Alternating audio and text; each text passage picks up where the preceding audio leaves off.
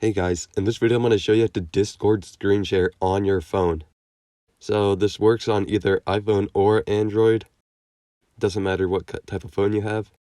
But they just added the screen share feature to all Discord channels on Discord, so I'll show you how to activate it. First go to Discord and go to the voice channel that you want to screen share on.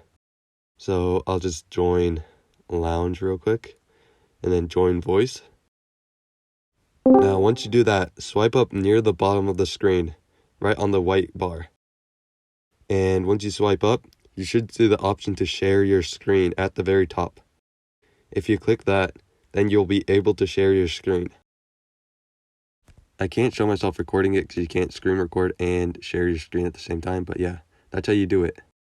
So I hope this video was helpful. If it was, I'd really appreciate a like and subscribe.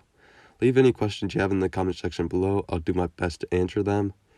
And yeah, I will see you guys next time.